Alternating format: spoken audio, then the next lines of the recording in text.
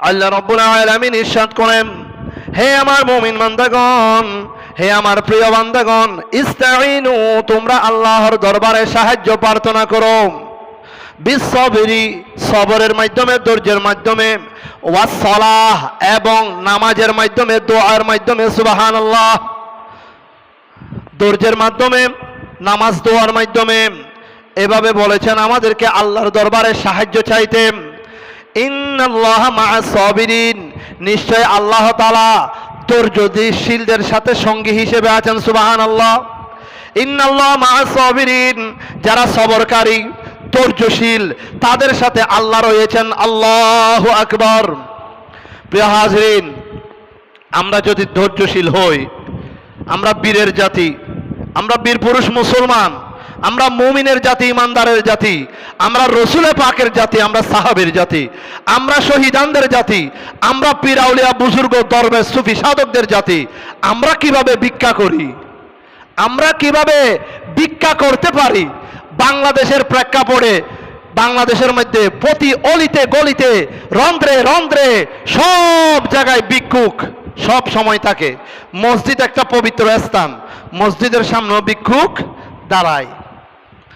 মাদ্রাসা, মসজিদ, বিভিন্ন রকমের পার্কে, পর্যটন এরিয়ায়, ভালো ভালো স্থানে, মোটামুটি রাস্তাঘাটে কোথাও ফকিরের অভাব নাই, ভিক্ষুকের অভাব নাই। ফকির এক জিনিস, ভিক্ষুক আরেক জিনিস। ফকির মানে হচ্ছে যারা আল্লাহ এবং রসুলের স্বার্থে, আল্লাহ এবং রসুলের মহব্বতের আশায় দুনিয়াদারি ছেড়ে দিয়ে আল্লাহ আল্লাহ জিকির করে, তাদেরকে ফকির বলে। কিন্তু ওই ফকির আর এই ফকিরের মধ্যে পার্থক্য আছে, আবিধানিক পার্থক্য আছে। ওই ফকির আল্লাহর কাছে রহমতের ভিক্ষা চাই, আল্লাহর দয়া মায়া ভালোবাসা ভিক্ষা চাই। আর এই ফকির দুনিয়ার স্বার্থে, দুনিয়ার ধন সম্পদ, টাকা পয়সা ভিক্ষা চাই। তাইলে পার্থক্য আছে না নাই? পার্থক্য আছে। প্রিয় হাজরিন, যারা দুনিয়ার ভিক্ষুক, তাদেরকে ফকির বলছি, তারা দুনিয়ার মোহতাজের, দুনিয়ার অর্থের মোহতাজ, দুনিয়ার টাকা পয়সার মোহতাজ, সেই জন্য তাদেরকে ভিক্ষুক বলছি। আর যারা ফকির, যারা আল্লাহ এবং রসুলকে রাজি করার জন্য দুনিয়াদারি ছেড়ে দিয়ে আল্লাহ আল্লাহ জিকির করে দিন ধর্মের দাওয়াত দেয়, তারা হচ্ছে আল্লাহ এবং রসুলে পাকের সান্নিধ্য, রহমত হাসিল করার জন্য, কাছে থাকার জন্য ফকির। সুবহানাল্লাহ।